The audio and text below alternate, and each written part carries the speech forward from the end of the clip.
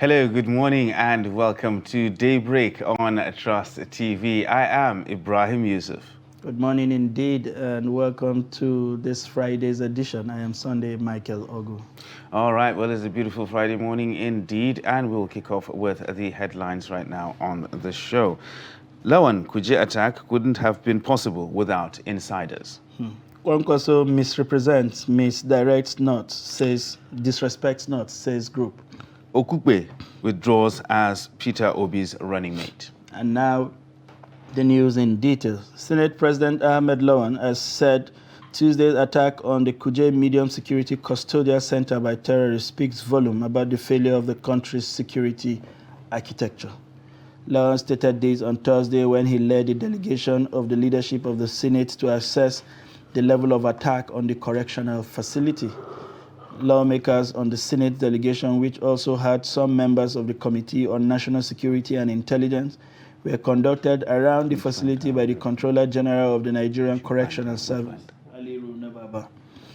According to the Senate President, an attack on the Kuje Medium Security Custodial Center could only have been possible with the collaboration of insiders within the nation's correctional system.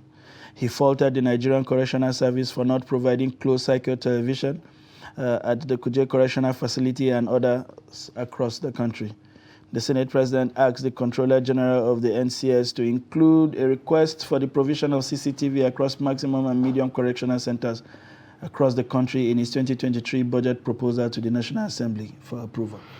Well, it is quite surprising that they never, or should I say, it was never identified that there was no CCTV. 2022. That there was no CCTV. In 2022, when simple households. In a correctional facility. Exactly. It's simple households have been taking on this for more than a decade. And nobody noticed this. How do you even evaluate what you couldn't have seen with your eye? Today, there are no cameras to review on how these people approach, what kind of roles people play. This investigation is practically dead on arrival. Well, how will they investigate this? What are the materials? The politicians have been showing up on the site of the screen, marching up just about everywhere in the bids to do what they call first-hand assessment. So you have practically damaged every forensic evidence. They had absolutely no intention of getting any forensic evidence, so doing any forensic investigation. Well, I don't think, who was that, to borrow his language? I think it was this man who rides a bike, the popular man around, the former musician in his days. I'm trying to, Charlie Boy, who listened to one of those stories one of those days I was interviewing. He said, these people know rate us. They obviously don't have regards for our intellect. And it's actually disheartening when the president comes out and says that he is disappointed in the security person. And then he is requesting for a report from those same set of people that he is disappointed in. How do you expect somebody to indict himself? Exactly. I mean, are we really serious about this? It's painful. And then you come and express a shock at an event. What do you expect the ordinary Nigerian to feel? And the worst part of the situation is there's lots of reports going around that we should expect more attacks. We think more attacks are coming. But what is being done? Nothing.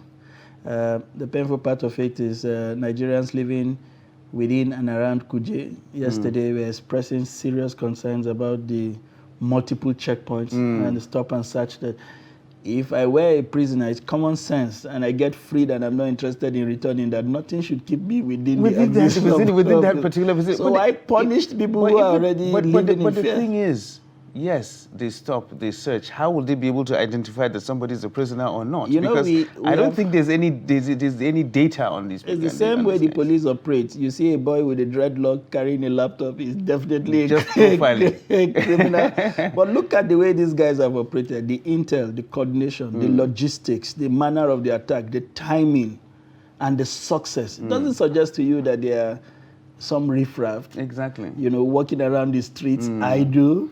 Without a plan, you understand? I mean, they should up their antics. They need to really start reconfiguring who fits into that whole spectrum of the suspects that they are looking for. Unfortunately, it's not the ordinary Nigerian who comes into the city of Abuja for some bricklaying job, and he's exactly, just and then eager he's just to get picked home. up because of the way he looks. It's actually quite disheartening. Well, anyway, let's move on now. A group, the Arewa Youth Progressive Alliance, has dissociated itself from a comment credited to the presidential candidate of the New Nigeria People's Party, Rabiu Musa Kwankwaso, that voters from the north would only vote for the region's presidential candidate.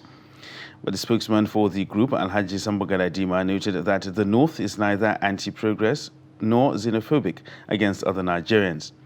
In a statement released in Kaduna on Thursday, Galadima said that the impression created by the former governor of Kano State was not only disrespectful to the region, but also misrepresented the true characters of an average northern voter. He further argued that the North had never been immune to the various troubles bedeviling the country. Absolutely. And moving on to the next report, former presidential aide Doyin Okupe has withdrawn from his position as running mate to the presidential candidate of the Labour Party, Peter Obi. Mr. Okupe, in a Twitter post on Thursday, said he had tendered his withdrawal letter to the Independent National Electoral Commission and told Nigerians to await his party's decision on replacement. The name of the former media aide to President Olusegun Obasanjo was submitted by the Labour Party to meet up with the June 17 deadline fixed by INEC. Shortly after his withdrawal, former governorship hopeful of Kaduna State and proprietor of the Bayes University, Dati Baba Ahmed, was announced by the party as the running mate to Peter Obi. I don't think that's actually surprising. No, I think the stories were... Everybody actually expected that. Everybody expected that. The stories were everywhere ahead of his withdrawal. And maybe now it begins to make sense what the meaning of a placeholder. Exactly. What exactly a placeholder means, because it's something new. Yeah. And we're just getting used to it now. Trust Nigerians to make fun with everything. So I was seeing some text messages moving around, and some girlfriend, after dating a guy for 3 years, said to him, "You have to tell me whether I'm a placeholder." We'll start having placeholder relationships now. Yeah, and then yesterday I saw another one. They said one prisoner had returned to Kuje prison because he said, "This is not the Nigeria he left in 2014. Let me return to where I have access to free food." At least he gets fed. That's really unfortunate. A sense of humor, even in the face of difficult living conditions. Yes. It's amazing. That goes to show the resilience of Nigeria. Absolutely. In the face of all these things we're facing, we still have time to actually laugh about our own problems. The other one I saw was somebody said, "Let me help the president make his statement before he arrives, Kuje. I am shocked. I am surprised. I am not aware. We shall deal decisively. We shall. Exactly. Because it's something that we're actually hearing over and over again. Exactly. Basically feels like they go to the speech, just take the template, change the date. It's actually a template. Change the dates and a few names, and that's that. And that's that. And they read it out for us. And I mean, that is quite unfortunate. Well, moving on now, we'll take a couple of reports, starting with the visit of the Senate President to the Kuje prison. So the President of the Senate, Ahmed Lawan, has said that Tuesday's attack on the Kuje Medium Security Custodial Center by terrorists speaks volumes about the failure of the country's security architecture. Now, Lawan stated this on Thursday when he led a delegation of the leadership of the Senate to assess the level of attack on the correctional facility by insurgents. According to the Senate President, an attack on the Kuje Medium Security Custodial Center could only have been possible with the collaboration of insiders within the nation's correctional system. The Senate President asked the Controller General of the NCS to include a request for the provision of CCTV across maximum and medium correctional centers across the country in its 2023 budget proposal to the National Assembly for approval. This attack here is not only a jailbreak, it's showing the problems associated with our security system in the country. Because for about 300 people to trek to this facility, come and do this kind of operation, and go away. And out of the 300, maybe 4 were taken out. Says a lot about what our security situation is. So if this is what it is in the FCT, in other areas far away from the center of government will be worse. You're here where intelligence is supposed to be shared. You cannot have 300 people walking, moving at the same time together, and you say that the security agencies could not trace them, they could not even intercept information. It's a very serious matter, because this is the Federal Capital Territory, just like His Excellency the Senate President has said. How is it possible that we could have this attack in the Federal Capital Territory, and they were able to gain access and leave without any heavy or serious resistance? I believe that the security agencies should put their heads together. Our various committees on security, intelligence, and even interior will be engaging very seriously. We are shaken as Nigerians, but I'm sure the politicians are already beginning to feel the nerves. This is too close to home. It is. We have behaved in the time past as if the Nigerians that have been affected by this attack across other states are not exactly Nigerians, or by some standard are second-class Nigerians, or people we can dispense with, so their life is not so much important. Now it is coming into the FCT, and if they could do this to a prison facility that is fortified and reinforced, Exactly. they can pick any of them up. It's as simple as what we are saying. After all, what is food for Chibike is also food for Amechi. Exactly. Right? We move on to other reports, this time coming from intending pilgrim plant. Hundreds of intending pilgrims from Kano will not perform this year's Hajj after all. They were left stranded at the Malam Aminu International Airport. A mild drama ensured as one of the intending pilgrims left stranded insisted on completing the Hajj at the transit camp in Kano. The report.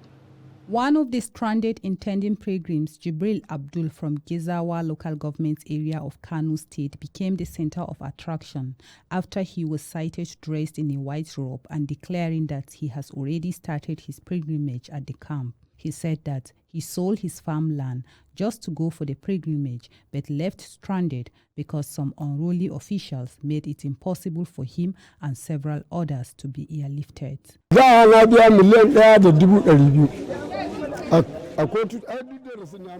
I initially paid 1,200,000 naira. Later they said we should balance 1,300,000 naira, which I all did. But here we are today. No one is telling us anything, which means we are not going to Jeddah anymore. Aside Abdul Jibril, some women intending pilgrims said all those who have hands in their plight will not go unpunished. I've been here for the past 4 days. They say they will take us to Saudi Arabia. Our center officers have deceived us because they have all left to Saudi, leaving us here.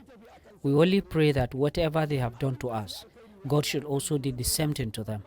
At least 745 intending pilgrims were left stranded at the Malam Aminu Kano International Airport in Kano on Thursday after the last Saudi-bound flight departed the airport around 3:45 p.m.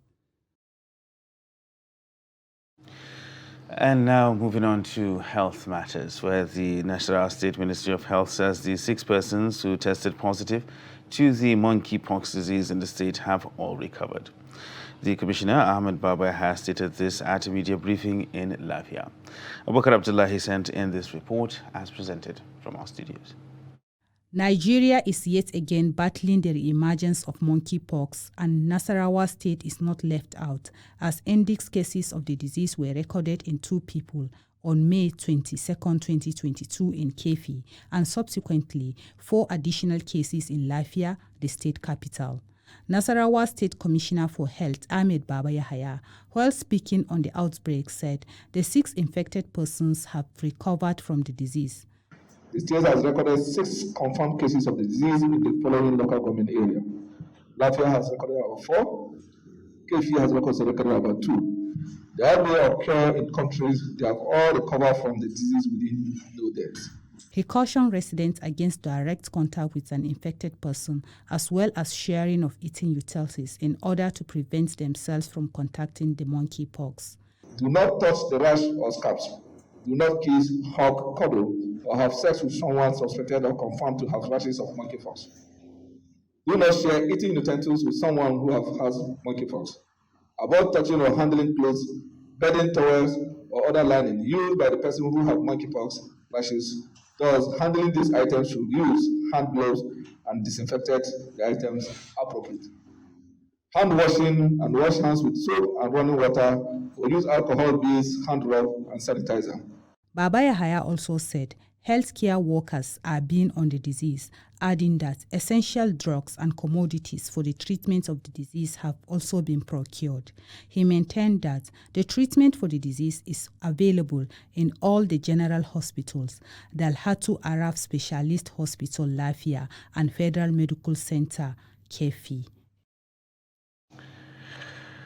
Well, that's a wrap on the reports that we actually have. But right now, this monkeypox issue, I think it's something that is still flying under the radar, and people are really not taking it as serious as it should be. You know, we have, as Nigerians, we have seen it all.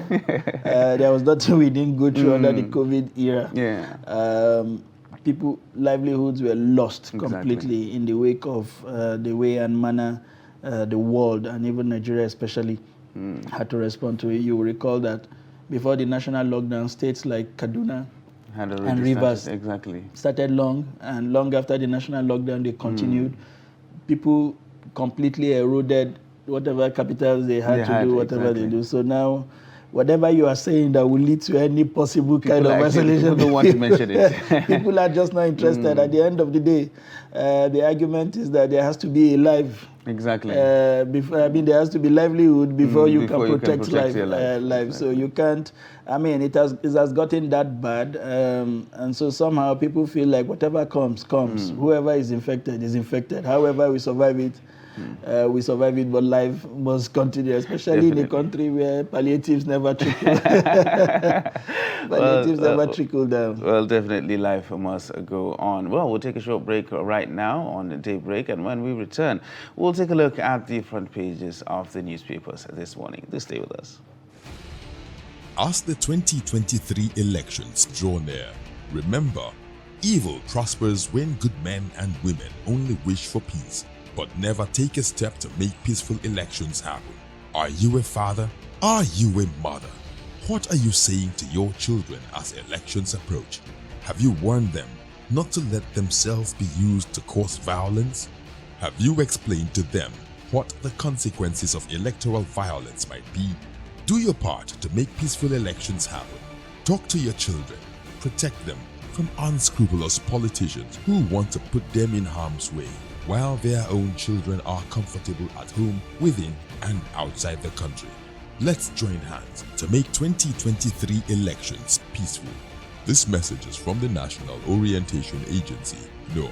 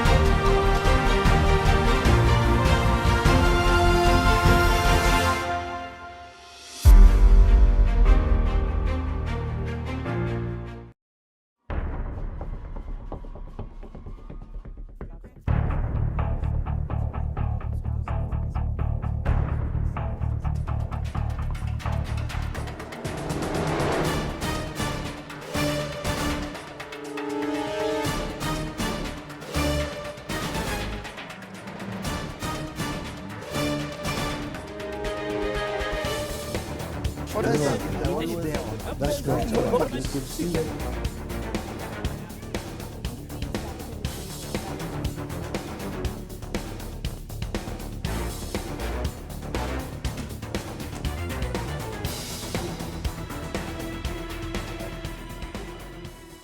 Nigerians, elections are here again. Let us shun violence. Let us play the game according to the rules. Do not be a thug. Say no to violence. Let's rise and defeat violence, crime, and sabotage against the peace of our nation. Nigeria is the only country we have. We must do everything to keep it united. We must avoid any act that promotes hate and disintegration. Say no to separatist movement, terrorism, fake news, hate speech, religious bigotry, and any act that tends to divide us as a nation. Watch out for strange gatherings and suspicious movements. Restrict access to sensitive documents and data, the disclosure of which may damage national security. Educate your staff and family, particularly on measures to safeguard information and report security breaches. Apply relevant legal security guidelines to protect yourself and your neighbors. Due to misinformation and wrong choices, some idle persons resort to vices in their greed to get rich quick. They resort to kidnapping, killings for rituals, and other heinous crimes. Avoid wrong use of the social media. Before you broadcast that false message, think twice. Ask whether it will promote peace or violence. For safety at home, still be security conscious. Educate your household on safety tips. Report all suspicious movements and persons to the security agencies nearest to you. Be a good citizen. Be patriotic. To pass security information, please call 0813-222-2105, 0915-339-1309, 0908-837-3514, or send a mail to dsspr@dss.gov.ng. This message is from the Department of State Services, DSS. But in a situation where you find that a person look at the same, not necessarily tribal or regional. But I have said that.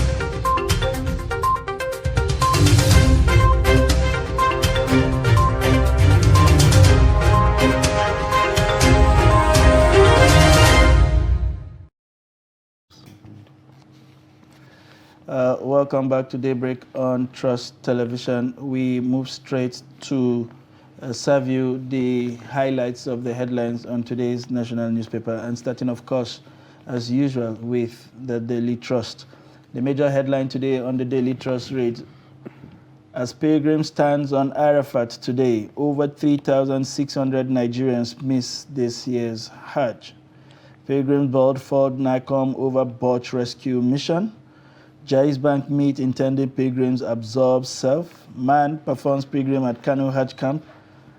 Our loss unquantifiable. Tour operators NICOM explains glitch. You would see a picture there of some of the stranded intending pilgrim at the Hajj camp in Kano. And of course, the man, Malam Jibrin Audu, who pledged to have performed the Hajj in Kano. We saw a track-up of him earlier on Trust TV where he mentioned how he had paid over 2.5 million naira and had been in the Hajj camp for over 4 days, hoping for a last-minute miracle, but alas, that was not to happen. We even saw some persons shedding tears over the misery that they have had to go through on account of how the exercise was generally managed. You'll find the details of the story on page 4 of the This Day newspaper, and directly below those pictures on the front pages you have the belt, how attackers shared money preached before freeing Kuje inmates. What audacity, if you like, that was displayed by these guys. They seem to know this country far much more than some of us, I suppose, to have taking their time, to practically, it feels like a Nigerian movie, practically act out everything that they had intended and left without any resistance. It's amazing. It's a story that we cannot completely comprehend. And to think that people who are in charge of these facilities or these agencies are still keeping their jobs and providing explanations, that even makes the situation even more ridiculous, leaves so much to be desired. We have from the editor's pick, fake army chief who forged Buhari Obasanjo's signature, jailed 7 years. That's another audacious display by whoever it was. Court disqualifies Delta PDP governorship candidate. The details of that story is on page 32.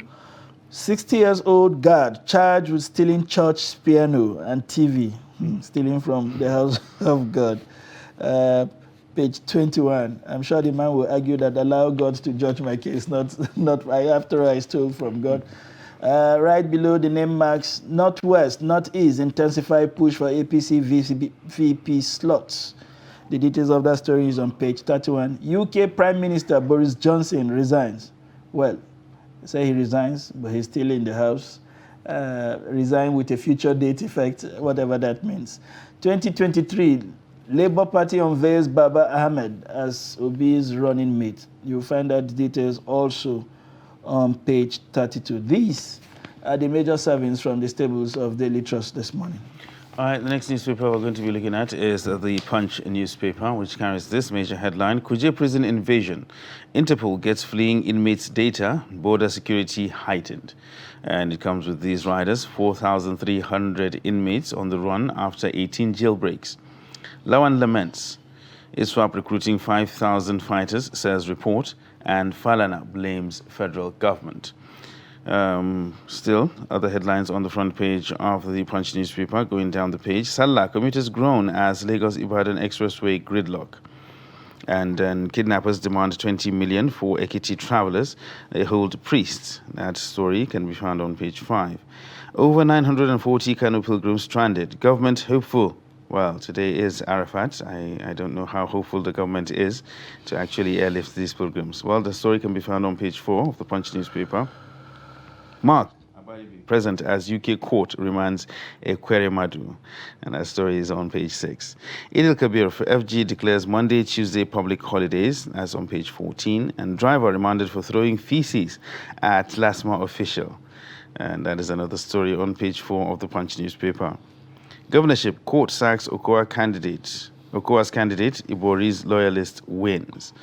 And going to the top of the page right now, marketers, depots fight over 16.6 billion liters of fuel diversion. That story is on page 20. Terrorists trooping southward, Akeredolu cries out. Oil companies reject federal government's penalties over gas flaring, and reps probes custom over auctioned PMS. Others. Now, these are the major stories on the front page of the Punch newspaper this morning.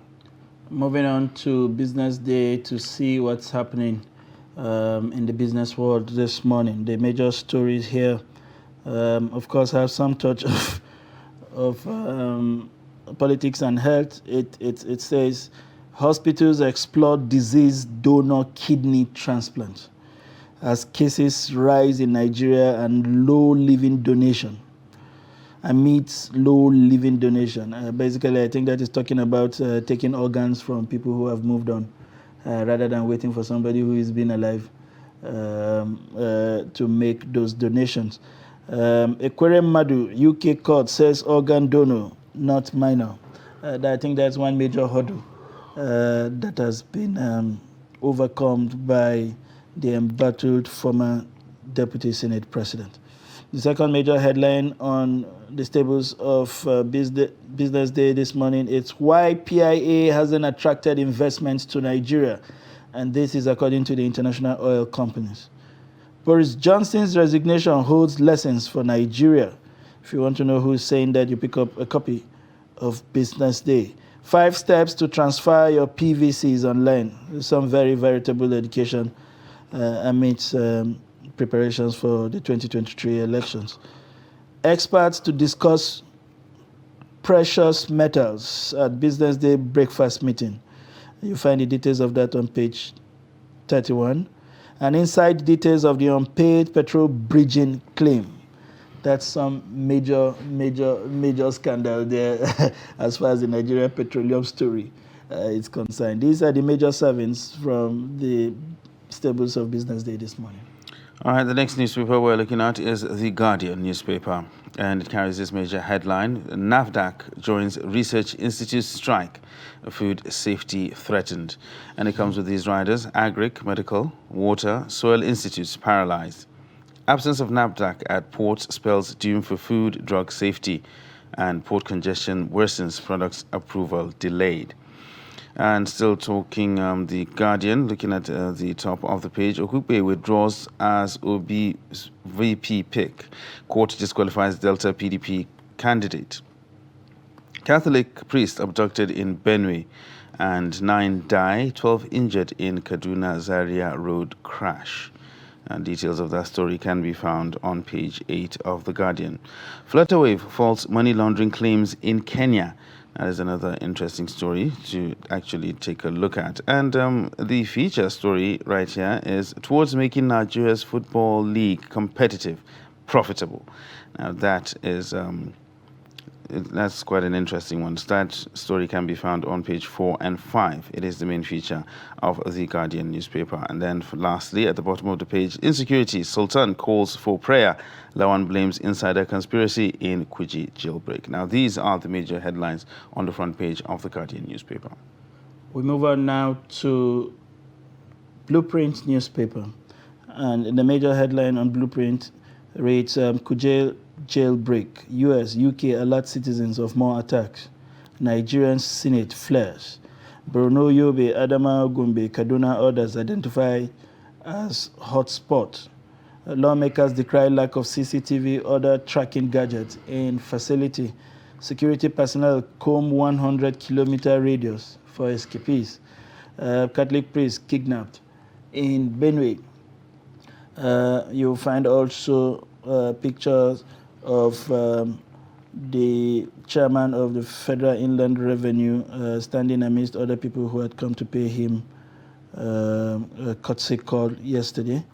And just below the name marks, NATCOM 2022 Hajj turbulence. Commission's boss never abandoned pilgrims. According to the commission, the boss never abandoned pilgrims. Fate of 650 intending Kano pilgrims uncertain. Nagosa high exchange rate, cost of fuel scarcity, 6 energy bank. Interesting. These days, it does appear that every crisis we meet, we want an institution created specifically to solve that problem. More stories coming here from Blueprint. Only 84,803 of the 3.2 million refugees in Nigeria are registered. That's according to the federal government. NAMI charges professional bodies on contribution to tax development in Nigeria. NGE, MPAN, NUJ, IPR vow to resist attempt to stifle press freedom. And more from the cover. Salah, FG declares Monday, Tuesday public holiday. Karota deploys 1,500 in Kanu. NSCDC 800 in Sokoto. Sultan urges Muslims to fast, pray for peace on Arafat Day. You'll find the details of that on page 9. Organ harvesting, victim not a minor. That's according to the UK court. Misconduct, British Prime Minister Boris Johnson bows to pressure, resigns. And gunmen kidnapped 4 in Ekiti, demand 20 million naira ransom. That's the much we have from Blueprint newspaper this morning. All right, the next newspaper we're taking a look at is The Nation newspaper, which carries this major headline on the front page. Kuje attack, Senate shocked by no CCTV, porous security. And the writers here that accompanied that story, Ndume urges sanctions for those who failed in their duties. Prisons not designed to resist external attacks, says Minister, and Buhari summons emergency security meeting. Those are the writers supporting the major headline on the front page of The Nation newspaper. Moving to the top of the page, Ekweremadu, organ donor, not a minor, UK court rules. And how to achieve global economic recovery by the World Bank. That story can be found on page 5. Editors, proprietors reject attempts to gag media, and court disqualifies Delta PDP governorship candidate. And moving down the page, Oshun 2022, 4 injured as PDP APC supporters clash in Ede. Kwankwaso presents flag to NMPP candidate, and students endorse Oyetola Adeleke. Oyetola and Adeleke says, "I won't let Obas down." All these are the stories concerning the Osun 2022 governorship election. And Boris Johnson quits to remain as British caretaker prime minister. Well, he has resigned, but he will remain as the British caretaker prime minister for the foreseeable future until an election is. That doesn't make him a placeholder prime minister. We keep seeing new things as far as politics are concerned. Yeah, so those are the major headlines on the front page of the Nation newspaper this morning. And quickly, we will take Nigeria News Direct, and the major headlines there: it's rising subsidy. We won't be able to pay salaries. Governors lament. Call for accountability, transparency of oil, gas revenues. Nigeria's heading towards bankruptcy. Barrister Madaki. Give local refinery operations a chance, and that is according to a Hindero. You'll find pictures there of the Lagos State Governor and the Office of the Head of Service. Posing there for, I think, an award to some civil servants in the state. NIPRC collaboration with NCC on National Integration Base Solution. Whatever that is, you'll find the details on the Nigeria News Direct. Oshogbo Progressive Union, Indigenes endorse Oyetola for second term. Privatization, 16 firms pre-qualify for national power projects, and this is according to the BP. That's the much we can take from the Nigeria News Direct this morning. Well, and that wraps it up for the headlines this morning on Daybreak. When we will we're going to take a short break, and when we return, we'll dive deep into the analysis of those headlines that we've just looked at this morning. So do stay with us. But in a situation where you find that a person look at the same, Not necessarily tribal or regional. but I have said that.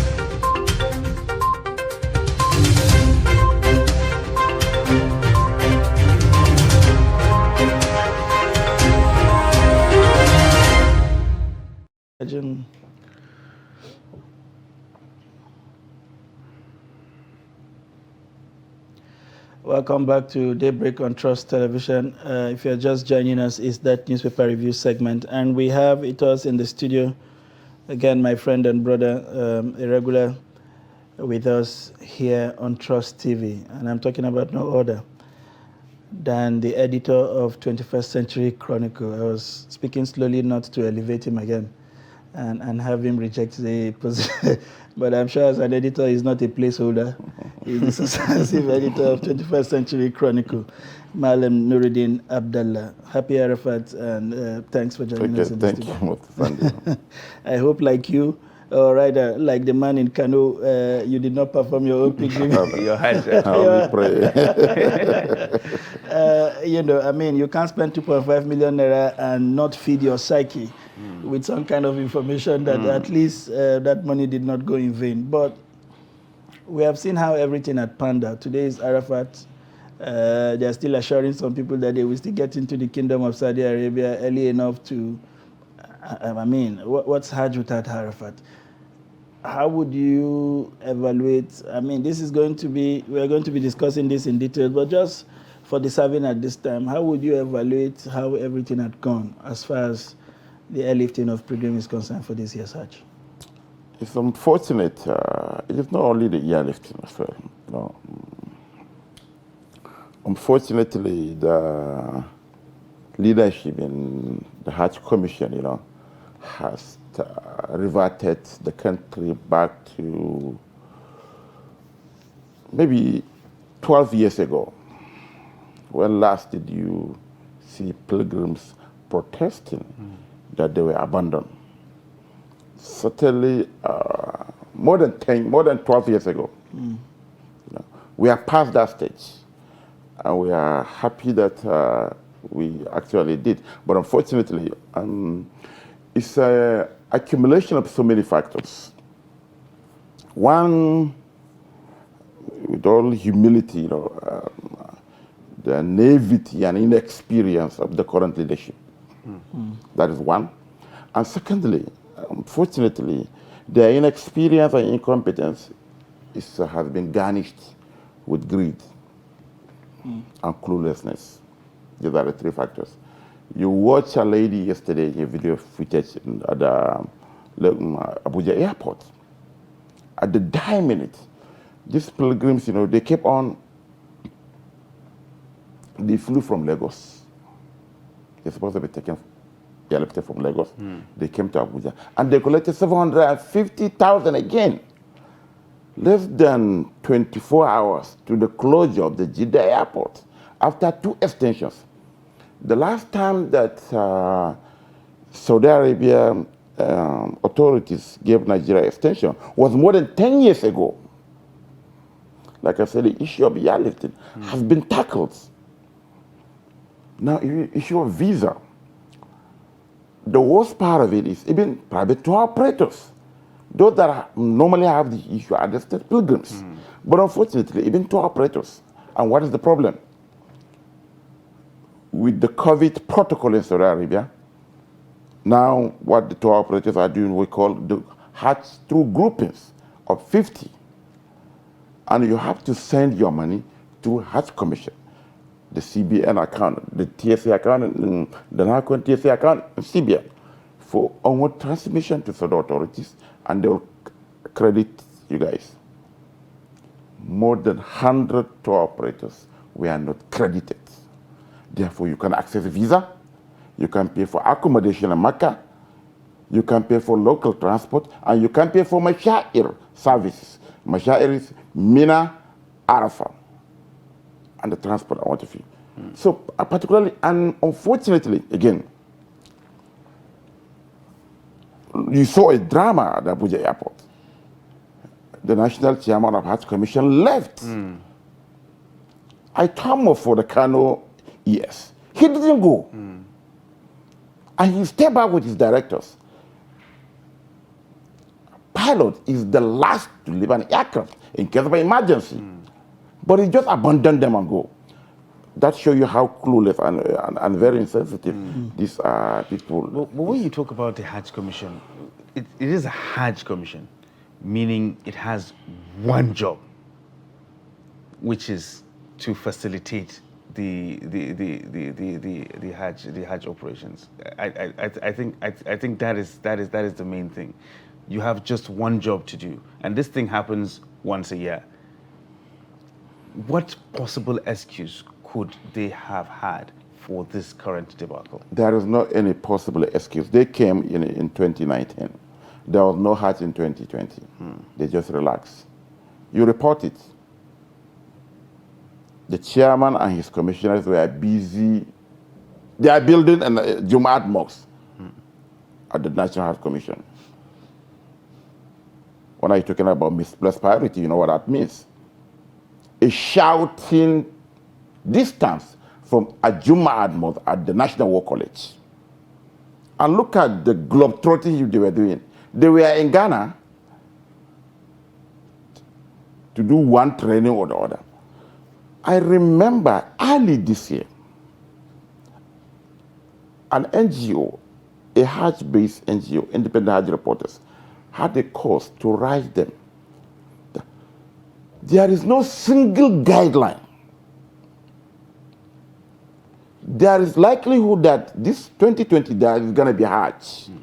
What is NACON doing as the apex regulator? We are talking about Hajj fair. What are the likely changes that the Saudi authorities will introduce? But unfortunately, again, they thought that it's a tea party. We saw what the situation was when Hajj, before the creation of NACON, when Hajj was a directorate under the Ministry of Foreign Affairs. We have all these problems.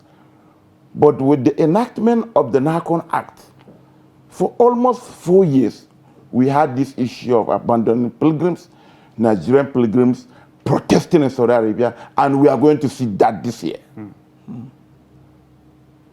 Yes, 4 years after. For the ones that actually went. Yes, exactly. Yes. It's the same thing. It's almost the same thing. And I don't even know why they are so that selfish, you understand? there is always a backup for rescue. We call it rescue operation. 3 airlines were earmarked for the operation. 1 had problem. You don't sit down. You have to find other means.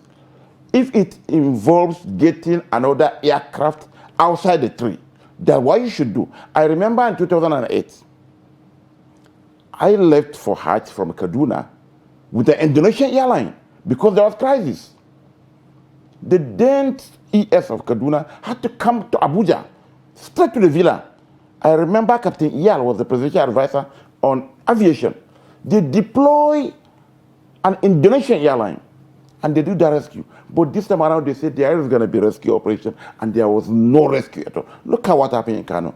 People are having even psychological problems. Look at the causes all over the place. 43,000 pilgrims. Before COVID, we are lifting 80,000 pilgrims to Hajj. And the worst is even you abandon, you move away from the state because, you know, bureaucracy and what have you, to our operators. They had the largest chunk for an offense that is not theirs. They pay this money. What, for 2 weeks, NARCO did not credit the Saudi authorities. You can't even reach the commissioners. They just don't pick calls at the peak of operation. So, you know, they took us back 12 years. It's most unfortunate. Look at that. That guy has psychological problem in Kano. They're saying that, yes, he has sold his house, sold a farmland to go to Hajj. And look at what happened now. With even the Jais arrangement. I saw the Jais, but Jais is culpable. Yes. Moving away from that, we will get a bit more details of this as the shows continue this morning.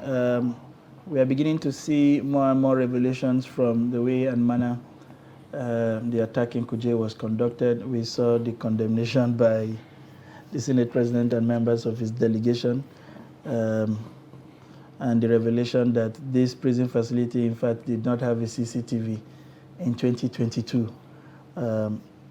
You know, so much. We now hear that even the terrorists were sharing money and even had time to preach, you know, before they left the facility. With the benefit of a hindsight now, what do you make of that whole incident, from Kuje to the president's visit and now the Senate president's visit and all the revelations that have trailed it? They are all expected, but a Sunday. Expected. Just the Nigerian choreographed comedy. You read so many headlines. You read top government officials visiting, shedding crocodile tears and what have you. But there is one story that is missing. How many prison officials were suspended? If they were. Kuje is in the federal capital, which is protected by the elite military unit, the Brigade of Guards. In Gwagwalada, they have a barracks there, just like they do have in Zuba, just like they do have in War College if you are coming from Buhari, just like they do have from Kefi down to Abacha barracks, I want to feel. But the ragtag terrorists, Okada riding terrorists, parachuted themselves, right? Is that what we're saying? They operated, they didn't, it wasn't burgling. It wasn't like a thief in the neighborhood stealing meat from the pot, what have you. So he doesn't want, no. They detonated at least, from the reports, 12 explosives, gunshots. They operated for 3 hours without single resistance. No security agent fired a single shot towards them. And they left. Look at even the building. These are maximum, this is a medium security prison where you keep Boko Haram terrorists. And up to now, even the president was shocked. So what I'm saying here is this, we are never serious. Like the train attack, like the old church attack, like the Kuje attack, no official will be held accountable. Yeah, now they will go there. It's an opportunity for some officials now to make money from the contracts. The National Assembly people are now sharpening their knives. You say, bring the budget, we will approve it for CCTV. So what it simply means is nobody will be held accountable. So we'll see more of this. So now, which target is next? This is Abuja. This is not one Geshua facility in Yobe. This is not one facility in Ilela or Kwari in Sokoto. This is not one facility in Gamborungala, Obama or Goza. This is the federal capital. And if they can perfect this operation around 10, by midnight, they are done. No arrests.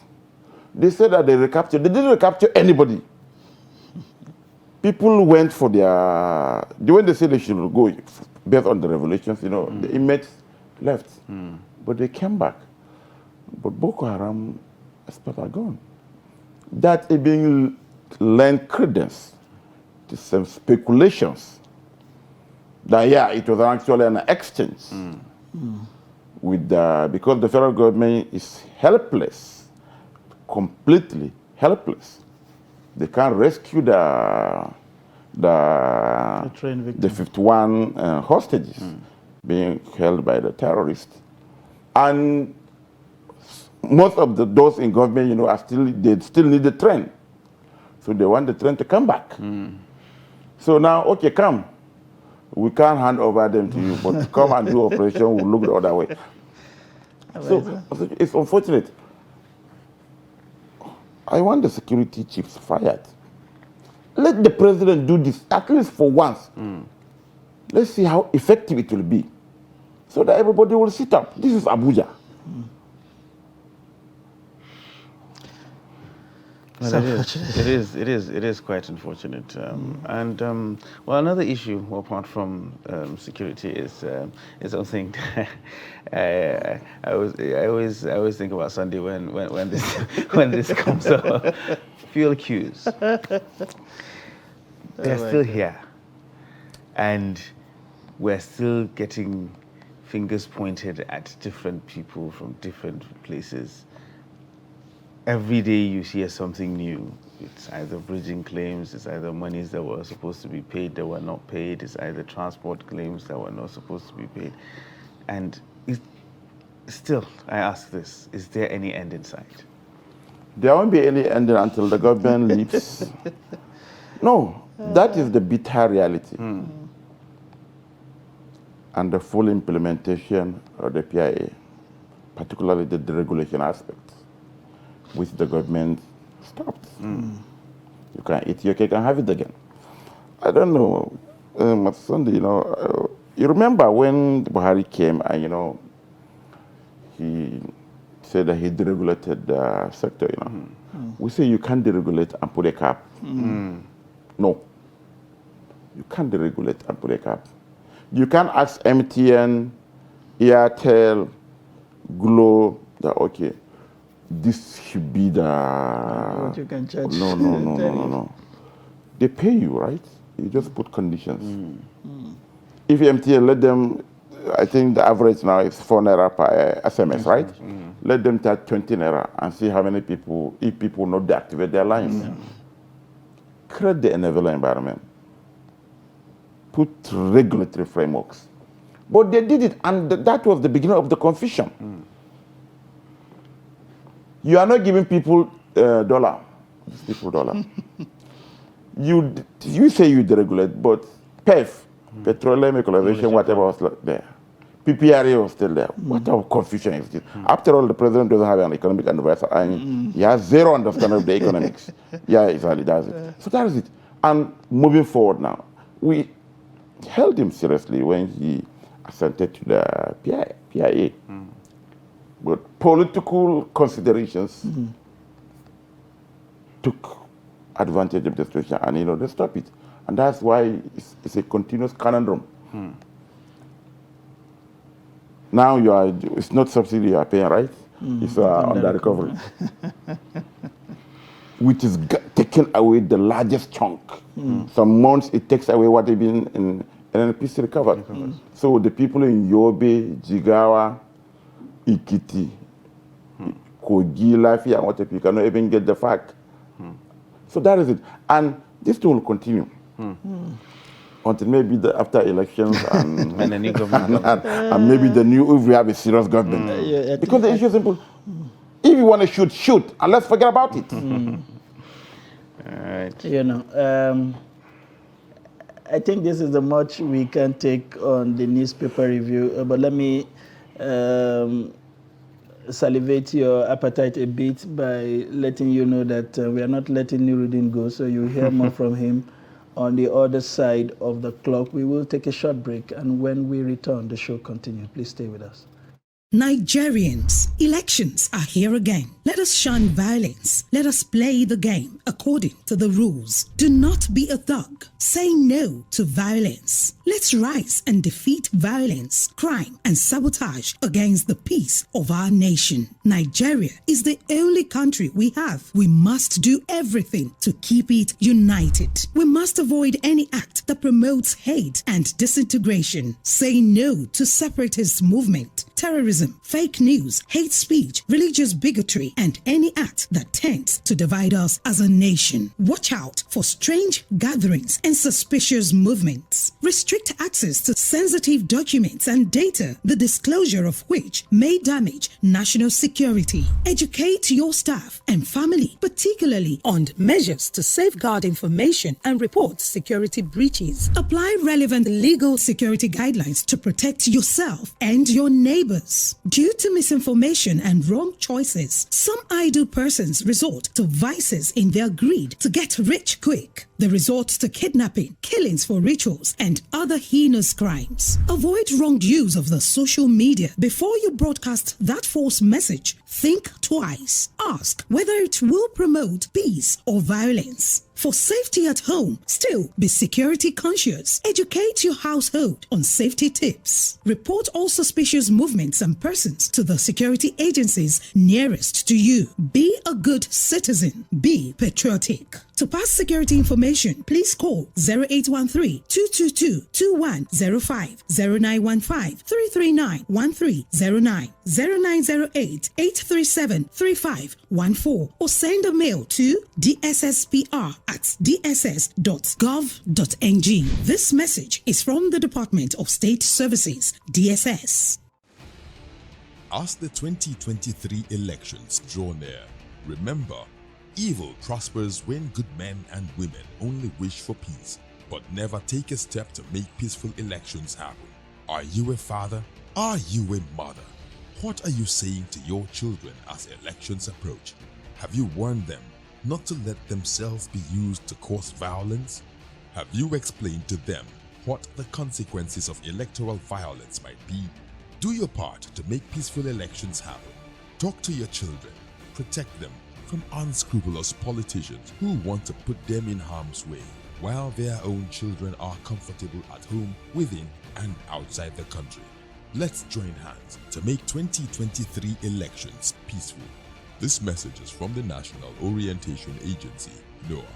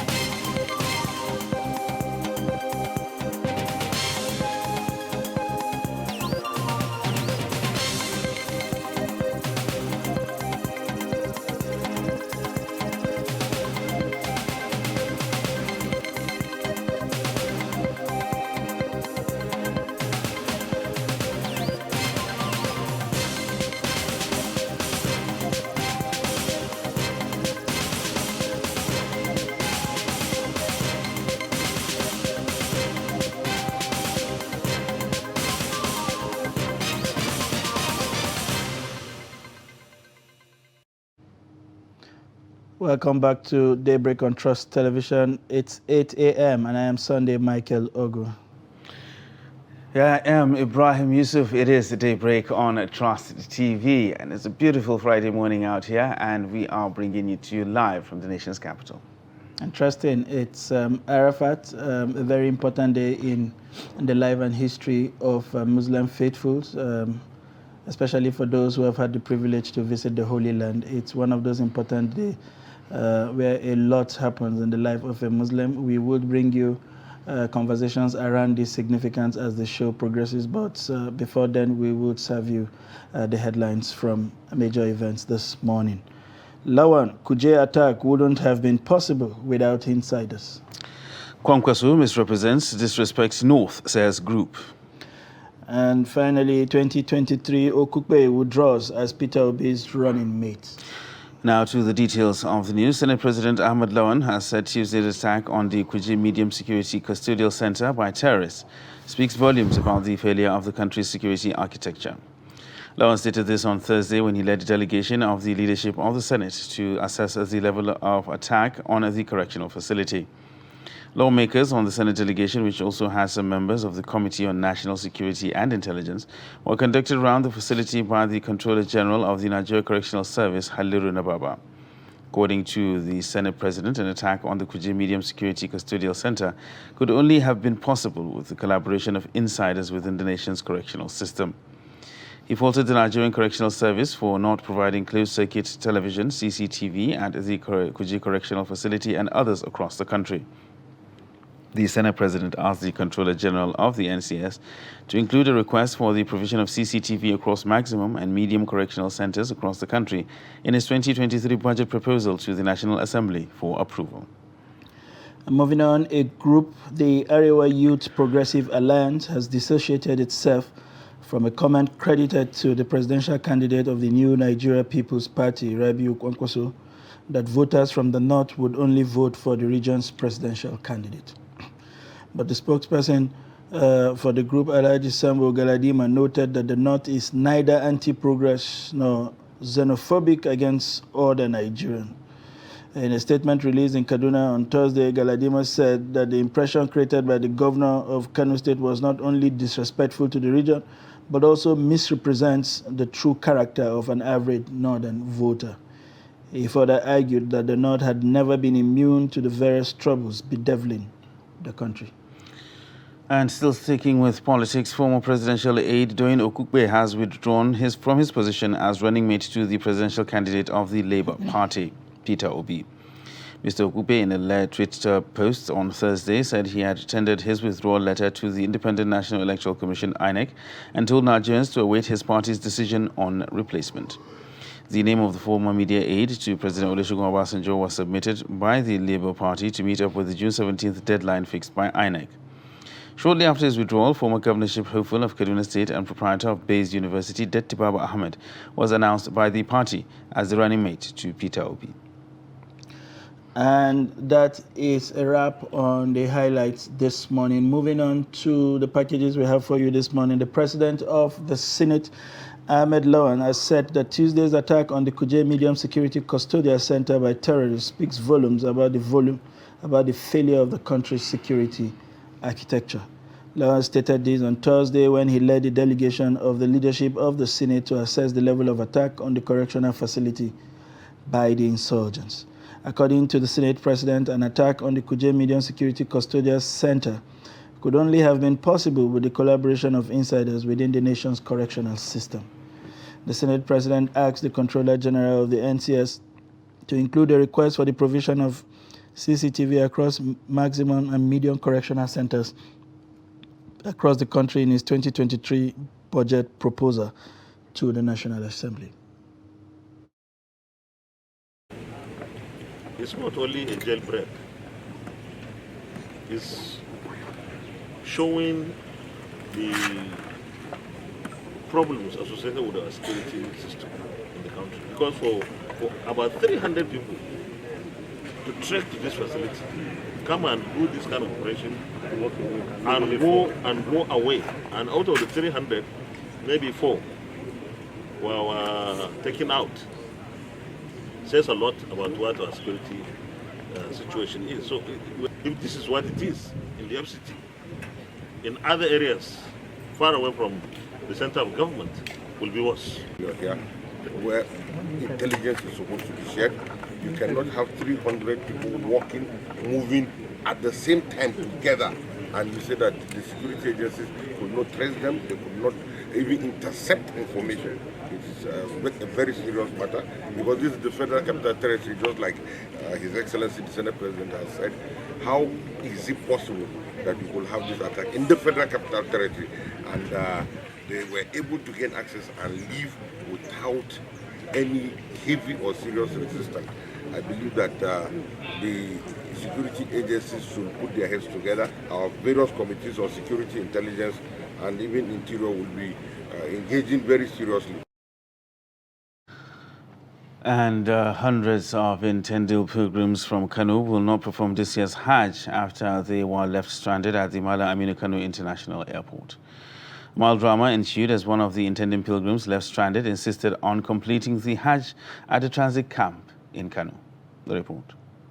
One of the stranded intending pilgrims, Jibril Abdul from Gezawa local government area of Kano State, became the center of attraction after he was sighted dressed in a white robe and declaring that he has already started his pilgrimage at the camp. He said that he sold his farmland just to go for the pilgrimage, but left stranded because some unruly officials made it impossible for him and several others to be airlifted.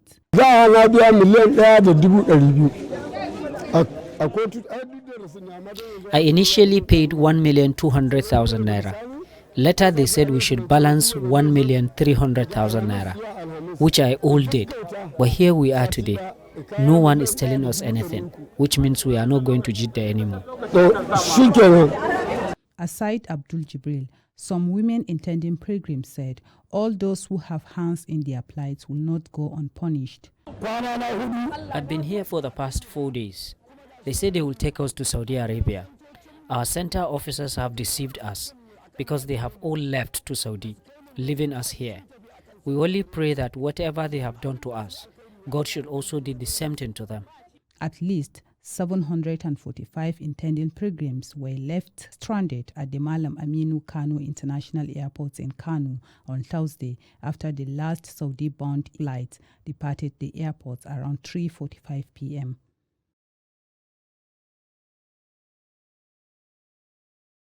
But sorry, situation there at the pilgrim camp at the Malam Aminu International Airport.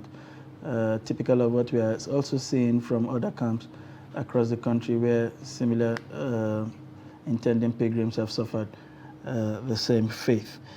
Moving on, the Nasarawa State Ministry of Health says the 6 persons who tested positive to the monkeypox disease in the state have all recovered.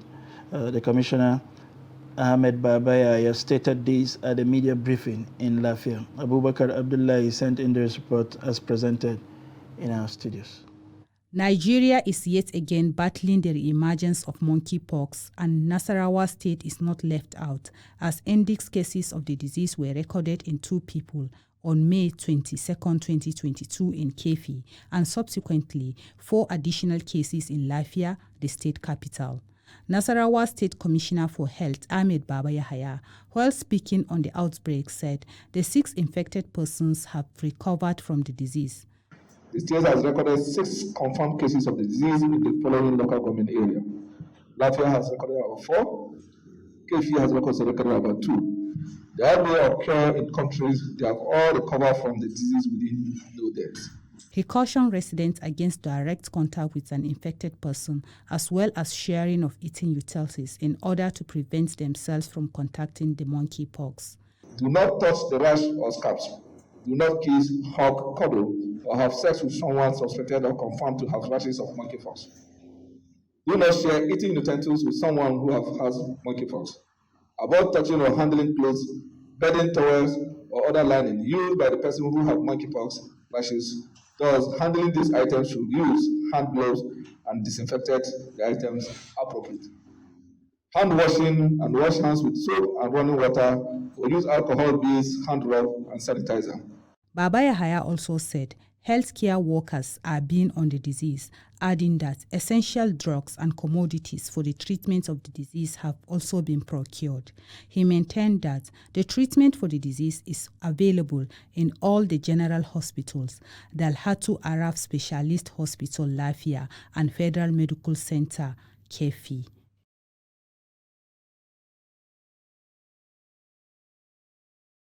Well, that's a wrap for the headlines and the reports that we have for this hour. We'll take a short break right here on Daybreak, and when we return, we'll take a look at some of the issues we have for today. Stay with us.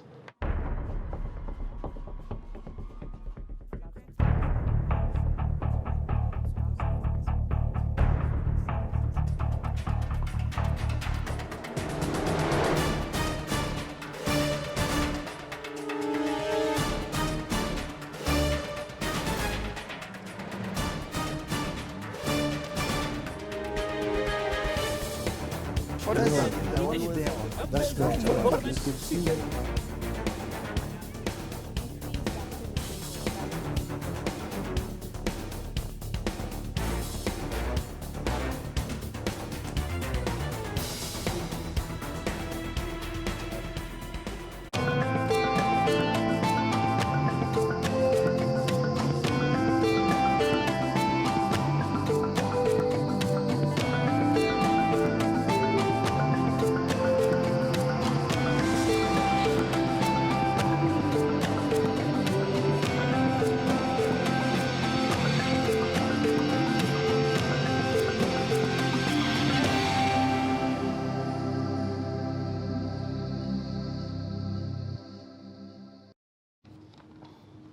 Welcome back to Daybreak on Trust Television. We will now move to our first major conversation this morning, and it's nothing outside the significance of today, the Arafat Day, in the life of this year's calendar. The Arafat Day is the second day of Hajj pilgrimage, and it's the day before the first day of the major Islamic holiday of Eid Kabir. On this day, Muslim pilgrims make their way from Mina to a nearby hillside and plain called Mount Arafat and the plain of Arafat. It was here that the revered Prophet Muhammad gave his farewell sermon. Today on the program, we look at the significance of Arafat and Eid Kabir celebration, and we are joined via Zoom from Birnin Kebbi by engineer Ismail Chindo Gotomo.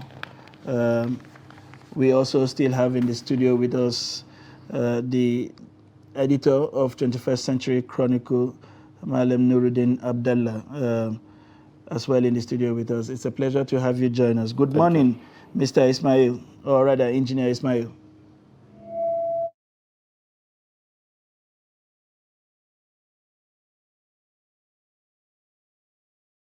Assalamu alaikum. Good morning.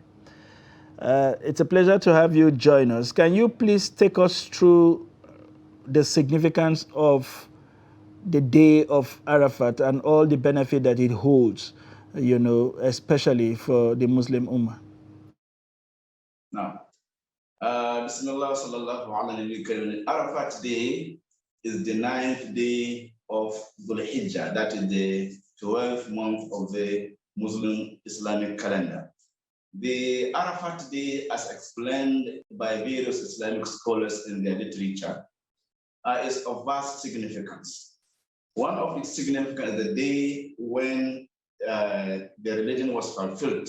Allah Ta'ala says, Al-Yawma akmaltu lakum dinakum, up to the end of the verse, that on that day, Allah has fulfilled, has perfected the religion of Islam. That is one. Then secondly, it is the day when Allah Ta'ala answers prayers. The Prophet of Islam says, Abdullah du'a'i du'a'u yawmi Arafah. The best dua, that's the best prayer, the best supplication is that of the day of Arafah. In other words, the prayer, the supplications, whatever a person prays Allah to give him or her, Allah Ta'ala will offer that particular, will answer that prayer, will offer him or her that particular thing that he asks. Is it also the day that Muslims are being forgiven. Now, this forgiveness is particularly for those that gather at the valley of Arafat for the pilgrimage. And the scholars have explained, as explained in the book known as Nur al-Fajr, written by Muhammad Bello, that all Muslims are being forgiven, particularly those who abide by the ethics of Islam on that particular day, meaning to say that Muslims are expected to fear Allah on that particular day, to be truthful, to refrain from lies, to refrain from rancor, to refrain, to abolish pride and other blameworthy qualities. So Muslims are expected to be humble to Allah on that day. Prayers are being answered. The day when Muslims are being forgiven. There's also what is the day when a person fasts. That is for us who are staying at home. If a person fasts that day, the Prophet Islam says that that fast will erase his sins, the sins that year and the incoming year. So these are the part of the various merits that the day of Arafat has. All right, so let me ask this question now. Going to Mount Arafat and being there, it's actually an integral part of the Hajj ritual. We've just heard a lot of Nigerian pilgrims are still here, and they are still being promised that they are going to make it to Saudi Arabia at some point. Today being Arafat, if they do miss this particular day, what is the fate of their Hajj? Well, according to the explanation, the Arafat day starts from down of Arafat, then up to the next down. So if a person could be at Arafat or in Arafat by, say, 10 minutes to down, he or she has succeeded in getting the Hajj. And that presence is, whether a person is standing or whatever, the presence is the most important. So if they can make it by that, at least by that time, then Alhamdulillah, they have no problem. But in case it fails, actually in Hajj, Al-Hajj Arafat, the Arafat is the major pillar of Hajj. So any person that misses Arafat has really misses Hajj. Now, you talked about, before we come to Malan Nuruddin in the studio, you talked about today being a significant day of prayer as instituted by the Prophet Muhammad, peace be upon him. And you talked about how significant it is that those supplications are made today because of the promise that were made by Allah to the Prophet on the significance of this day. As a country that is going through so much, I mean, we've seen the Shiroro attack where we lost over 40 soldiers. We've seen the Kuje attack. We've seen the attack in the church in Owo. We know how vulnerable our cities and our country has become. Zamfara has become a watershed for all kinds of attack. The people in Maiduguri are also not sleeping with their eye closed. As a country, especially one with a very significant Muslim following, what kind of prayers should we be offering at Arafat today? What kind of supplications should we be having, you know, for the peace and stability and well-being of our country, Nigeria? Yes. Now, first and foremost, as said by the Prophet Islam, sallallahu alaihi wasallam, he said, "Wa afdalu ma qultuhu ana wan nabiyyuna min qabli la ilaha illallah wahdahu la sharika lahu." That is the best of what I said on this day is that there is no deity worthy of worship except Allah. So this great kalima, this great words, we should be, repeating it one after the other. Meaning we should be repeating it various times. Then secondly, Amir al-Mu'minin Muhammad Bello explained that in that his book, Urud al-Fajr, that one of the prayers also is that Allahumma atik al-qabati min al-nar wa awsili min al-rizq al-halal wasrif anni fusakat al-janni wal-ins. That, oh Allah, I pray that you guide me against the torment of the hellfire. Set me free from being, among the ones that will be in hellfire. Then, oh Allah, give me abundance of wealth that is of lawful wealth. Then, oh Allah, guide me, turn away the evil machinations of mankind and the jinn. So you see, this part, all part of this prayer is very important. That God should turn us away, should turn away the evils of evildoers to ourselves and to our country. We have been saying many times, often, that it is our responsibility as Muslims, as enjoined by Islam, to pray for ourselves, to pray for our parents, to pray for our children, to pray for our leaders, and to pray for our country. Because our country, as explained by scholars, without the country is without you in particular. So Muslims should be praying fervently for peace and stability of this country and all other countries of the world. So this day, it is very important for us to make use of this opportunity to pray to Allah, to supplicate to Allah, so that we will have peace and stability in this country and the world at large. Now, let me come to you now. Let's talk about the Hajj, specifically this year's Hajj and the Hajj exercise and how it has been bedeviled by lots of problems. We just saw a report on pilgrims not being able to make it from Kanu. There are lots of other states as well that are experiencing the same problem. The chairman of the Hajj Commission has left. And we have heard other officials of other states as well. They have abandoned their pilgrims and have gone as well. So I'm meant to understand that there are some parties, a lot of parties involved when it comes to Hajj operations. You have the Hajj Commission, you have the State Pilgrims Welfare Board, you have private tour operators, and all that, and even some with accounts and CBN and all that. Where does the blame actually lie? Because right now we're looking at the Hajj Commission. Are they solely responsible for this? The answer is yes. And the reason is this. National Hajj Commission is the apex Hajj regulator in Nigeria.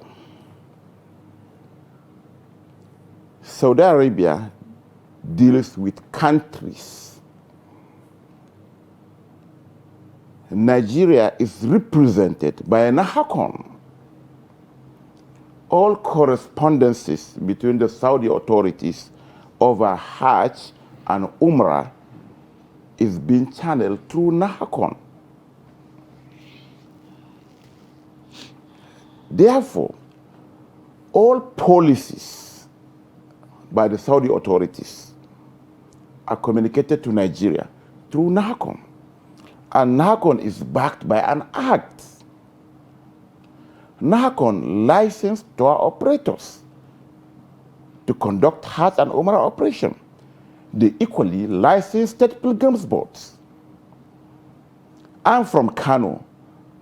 I can't just pick 10,000 pilgrims and take them to Saudi Arabia. No. Everything must be channeled through NAHACON. The problem fundamentally is NAHACON was not prepared. They are grossly inexperienced, but they don't want to accept it. They needed help from day one we saw it. At least I've been to Hajj more than 15 times, and I participated fully in all the major components of Hajj. So I know what it were in the last 12 years and the changes that took place. The worst part of it, absence of communication. They have a very zero or poor communication strategy. Saudi Arabia gave us extension 2 times. We couldn't meet up. Even when we have a Saudi airline as part of the approved air carriers, we had issues in the past. The leadership of NAHACON at that time, because of their experience, they equally go to Saudi Arabia. Because up till yesterday, I thought that we should be able to airlift our pilgrims. Do you know why? Because we have Flynas. Flynas is a Saudi-based agency. It is not like Asman or Max Air. It can land in Saudi Arabia even if the airport is closed for other countries because it must go back to Saudi Arabia. There are instances whereby we landed in Jeddah, moved to Mecca. We didn't even go to Mecca. Do you know what we did? We went to Mina Strait. We didn't do Hajj Tamattu'i. That you do Umrah, relax before. We do the combine. We do the Quran. You understand? But unfortunately, they keep on lying. I'm sorry to use that word, to the pilgrims. We talk of rescue. What does rescue means? I said it much earlier. In 28, there was a problem. An Indonesian airline was scrambled and deployed to Kaduna to airlift the pilgrims. I boarded that flight. It wasn't one of the approved carriers. That is, but unfortunately, you know, it is Nigeria. Allah Ibrahim, you'll just be using your contacts and what have you to be appointed to a position you are not prepared for. You know nobody in the system. Those that have been there, one phone call. In Kaduna, it was an ES, executive secretary. He rushed to the village during Yaradua's time. Said, I have problem. I have more than 3,000 pilgrims on ground. I have less than 3 days to do this thing. The airline approved for me has issues. You know, that time it was even chaotic because allocations are given to people with briefcase airline companies. That has been eliminated. We have big men in Nigeria who have airline companies without even a note. They don't even hire. They wait for Mr. Sunday's airline to finish his airlift and come and do mine. They use their position and what have you. But the leadership at that time, you know, which brought serious issue. So it was a simple thing. Flynas deploy more crafts. With more than 3,000 pilgrims on ground in Kano, for instance, you deploy an aircraft that takes less than 100 pilgrims.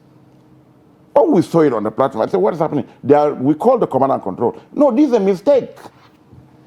It should be minimum. If you deploy 747, it should be 540.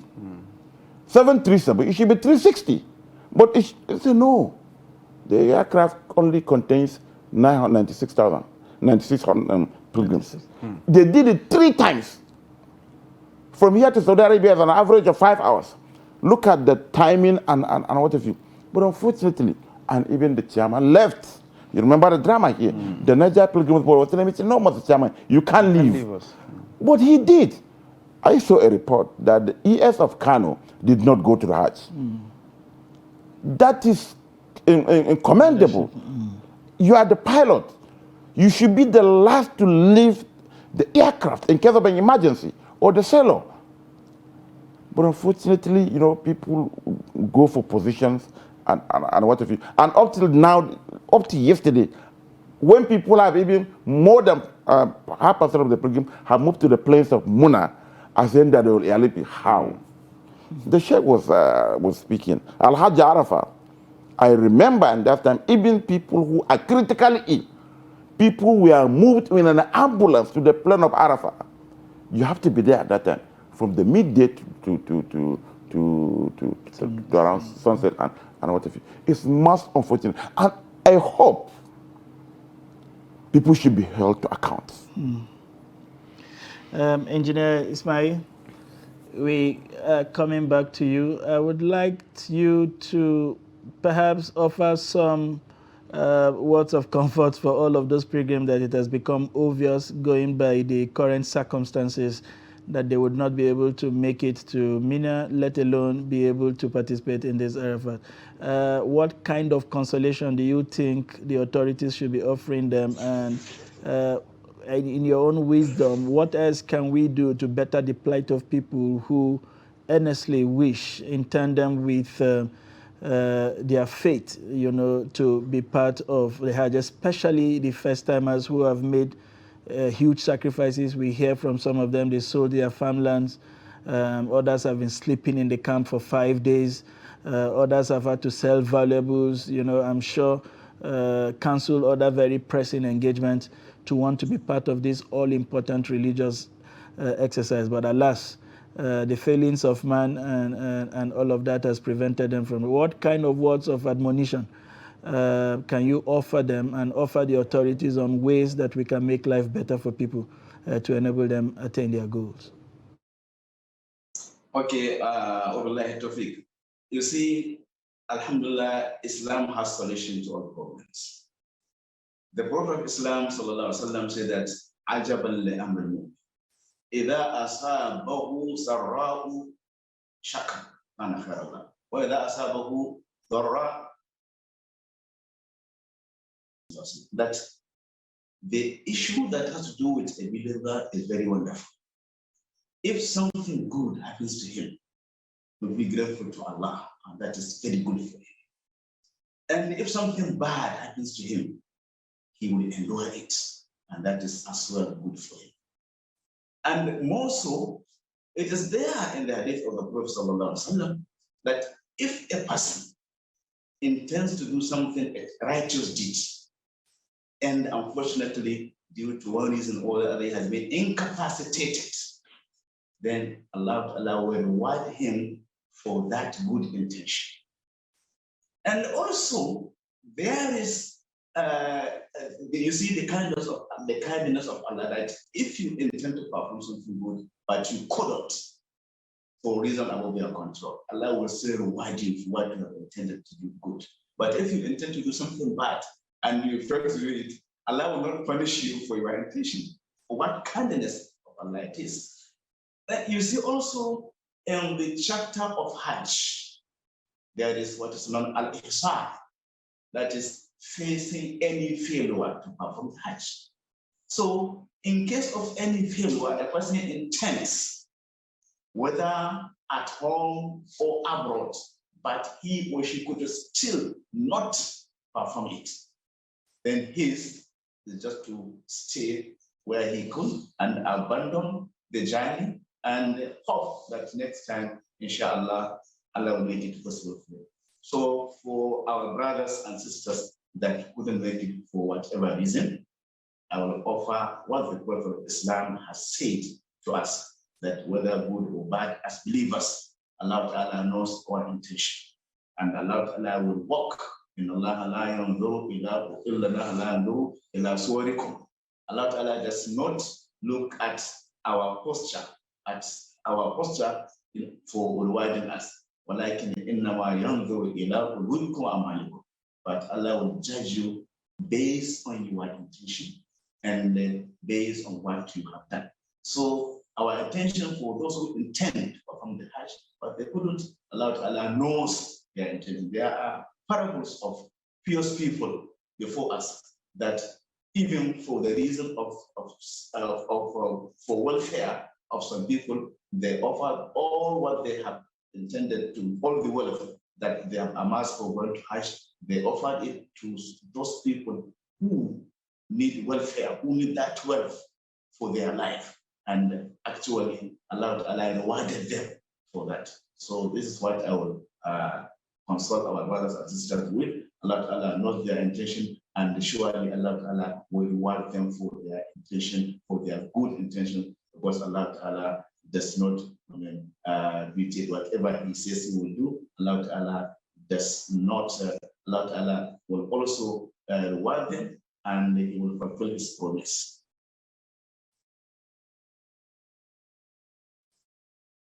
Gotomo, they're joining us from Kebbi States and offering all sorts of supplications to our brothers and sisters who, by the reason of failure in logistics, are not able to join their other colleagues at Arafat today. We also join you, Engineer Ismail, to offer supplications for these people. We pray that the Almighty Allah will have show us mercy both here and in the hereafter. and accept our ibadah on this very important day of Arafat. Thank you for joining us this morning, and we wish you a very blissful Friday, and most importantly, happy Arafat. Thank you very much. Coming back to you in the studio, Malan Nuruddin, we have dwelt so much on the problem. Like you said, once upon a time we were here, things were really messy, but we learned from the mistakes of the previous year, and we made things better until the point where the question of airlifting was no longer on the lid of any Nigerian. What important lessons are there for us to learn? How can we make the next operation seamless, especially starting with people who have been outstanding since 2020, 2021, and now we have another major backlog joining that number? So I think two things. One has to do with the hiring of the people, of the regulators itself. Experience should count. We had people who were in that place with more than 25 years experience in Hajj operation. So everything about Hajj. But when they were replaced by people with experience of less than 5% of that experience, you equally have problem. Two things. Again, planning is key. They just relax. You know, because like I said, before 2019, during the last time before COVID, you know, Hajj for 10 years was seamless. This issue we had this time around, you know, were not happening. So they thought that the airlift was just taking care of itself. No. People burn hours to plan ahead of time for all these things. So planning ahead of time is key. The third most important factor is sincerity of purpose. I don't want to repeat them here. Racketeering left, right, and center. Cancellation of visas. Paid for. Replacement of manifests. It's just, we brought like these delegate elections things into the Hajj operation, you understand? This is the manifest. Your name is here, but before you know, you'll be issued a boarding pass. You understand? When we do that, when you depoliticize the commission, it should actually be a professional thing, you understand? So you need to depoliticize it. Appoint people with track records who have done it before. You understand? And another thing I think maybe we should do is, particularly the current leadership of NAHACO, you know, they should look at Nigeria as one. These are some of the problems we had. Priorities we are given to some parts. You can't joke with Kano. Kano, Kaduna, they have the largest number of pilgrims. But look at how they were messed up. It was, if you read something, it's even saying that something has some regional dimensions or what have you. Priorities were given to some states, whereas the key major states is Kano. During the normal Hajj before this, Kaduna used to have up to 7,000 pilgrims. Kano, 750 or 7,500 or what have you. But you remember how the whole thing, they were messed up. And they had the largest chunk of even tour operators. It's Kano, yes. Largest chunk of tour operators. You remember. But look at how they were messed up. And again, there will be tour operators in particular will be in serious mess. They paid money. Like you remember pay money to NAHACO. money was not remitted to Saudi authorities. Most of the pilgrims, intended pilgrims, bought air tickets. So you see the confusion. So by the time they return, there will be all manner of EFCC cases, ICPC cases, police cases, litigations, and what have you. So these are some of the issues. So I hope the government in particular will look towards this thing and address it once and for all. And they should de-emphasize politics. Right. Well, we do hope things get better, and next year we won't have these sort of issues again when it comes to the Hajj operations. It's still Daybreak on Trust TV. We'll take a short break, and when we return, we'll take a look at something else on the menu for today. Stay with us.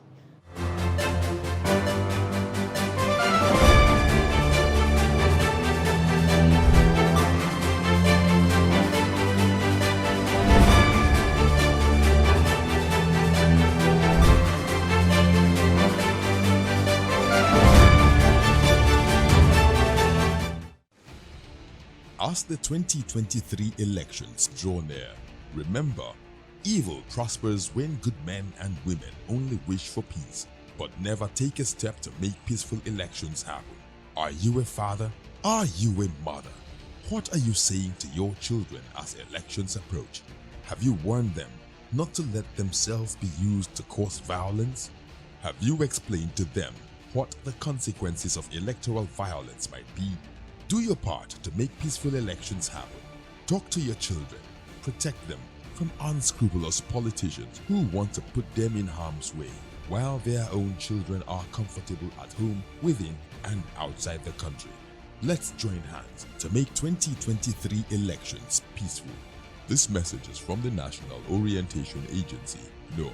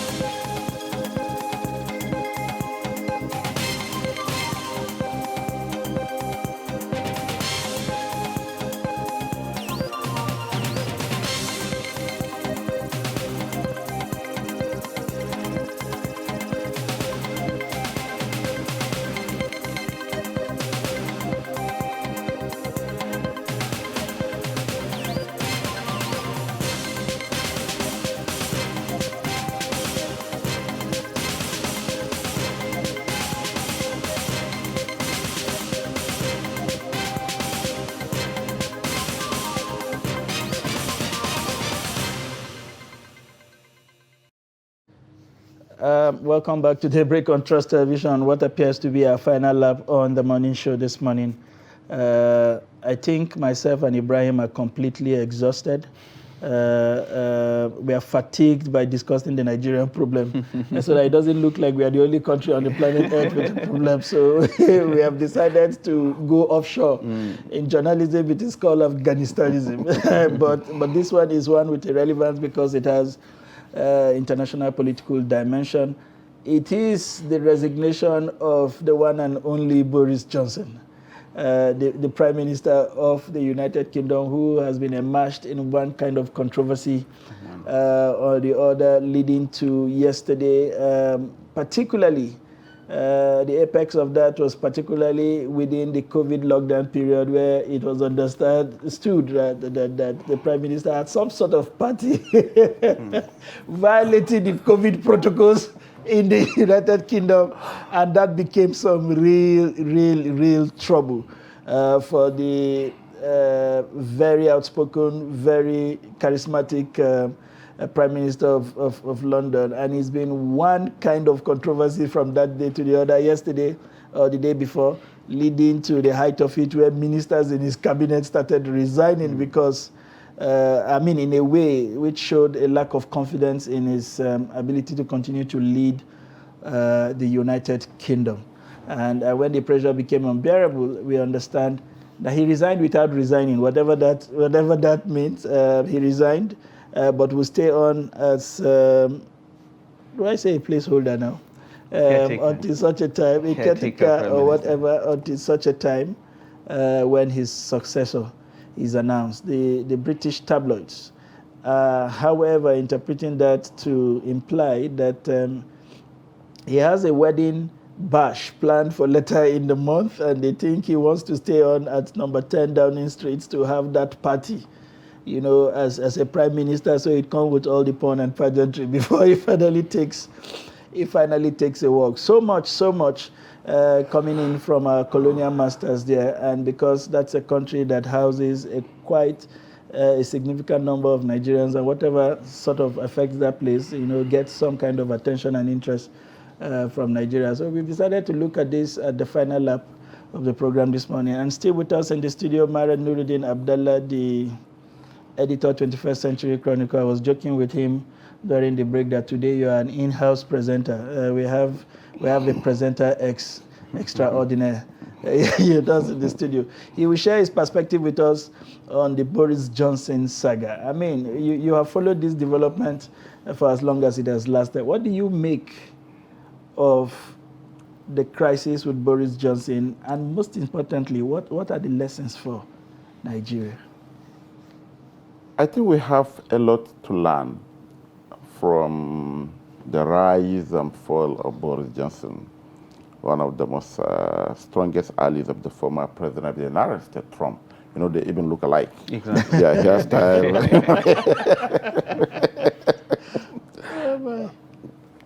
But most significantly, you remember on Wednesday, Health Minister, Chancellor of the Exchequer, the Finance Minister, resigned. They resigned because of what? They lost confidence in the Prime Minister. So I think there was a social media, somebody called me. Is it true that, you know, it happened, the resignation came after the attack by terrorists on the president's convoy in Katsina, and the daring attack on the Abuja prison here. So is it true that two ministers resigned? I say yes. Ministers of Health and Minister of Finance in the UK resigned. That's the truth, you know. So over there, they don't look at appointments as a meal ticket. The very time you realize that your principal is not doing what he should be doing, you exit. It doesn't happen here. From 1999 to date, 23 years into this civilian dispensation, how many ministers voluntarily resign? None. None. Zero number. We are the most religious.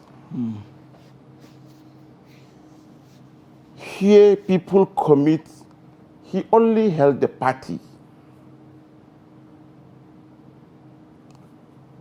You said that maybe the white people, there are no more churches in the UK, there are no more mosques in the church that we do have here.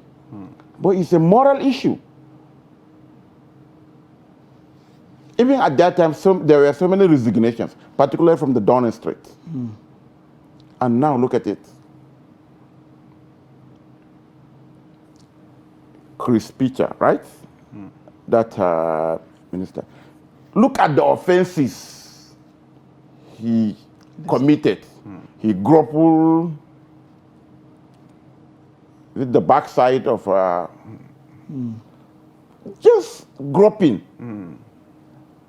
Is that an offense here? If you are accused of that here, the emir in your village or in your state, all the traditional rulers, the religious leaders, will storm Abuja and say, leave our son alone. So, you know, it is about the issue of leadership. We are talking about Kuje. Before Kuje, there was the Ondo attack, where where more than 40 worshippers were massacred in broad daylight. There was the train attack, another daring attack. That was Shiroro. There was Shiroro, where almost 40 security agents were killed. Nobody was reprimanded. Nobody was suspended. Nobody has resigned. The authorities responsible who swore with the Holy Quran to protect the lives and properties of Nigerians they only express shock and disappointment. Mr. President, you are disappointed with your intelligence chiefs. Fire them. It's as simple as that. Fire them. Others will sit up. But they know there will be no consequence. Unfortunately, again, look at the UK scenario. Yeah, the PM is there. He only resigned as the Tory leader, the leader of the Conservative Party. Now there will be nominations from the Parliament. At the end of the day, the highest or the people with the highest number of the nomination will be subjected to an election by the Conservative Party members, which are about 2,000, 200,000, you understand? Before finally, after that process is done, a candidate will emerge.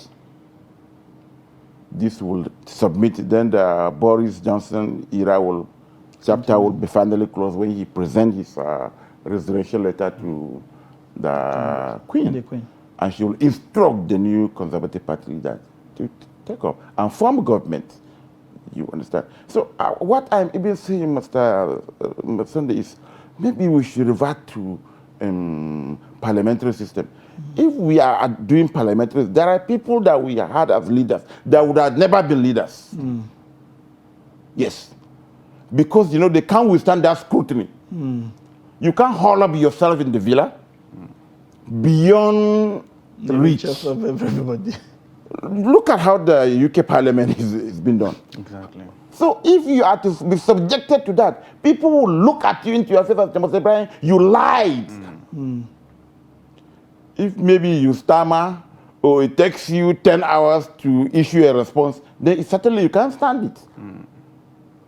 So maybe it's something maybe that we should consider. But fundamentally, the politicians in the UK, yeah, we can say they are white men. They don't go to church. They don't go to mosques. They do all matter of it. But they are more morally upright than we do. We have all the allergies, all the decays, all the what have you, and what have you. They say they lost confidence in Boris Johnson. How many have the defense minister lost confidence in the president? Or himself, in fact. Or the chief of the minister was even telling us that we should know that prison officials were not trained to counter any external attack on the correctional facilities. Amazing. So we don't know maybe the response of the soldiers. Because with insurgency now and banditry, we used to hold our military in the high esteem before Boko Haram. At that time, a friend corrected me. He said, yes, because they only brutalize civilians. In filling stations, you wear military uniform, you shout. Mr. Sunday was sitting with a camouflage that day, what they call camouflage, and they wanted to harass him. Can you imagine? So, but with Boko Haram now, with bandits now, look at what happened in Shiroro. I said it, ambush, ambush, ambush. They went there and gunned down 27 soldiers. So certainly was a problem. And the president was only disappointed, was only expressed shock that this thing is happening. Interesting. And it's quite unfortunate. So I think we need to learn a lot.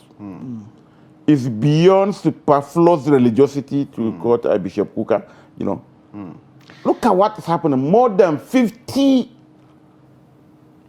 parliamentary secretaries,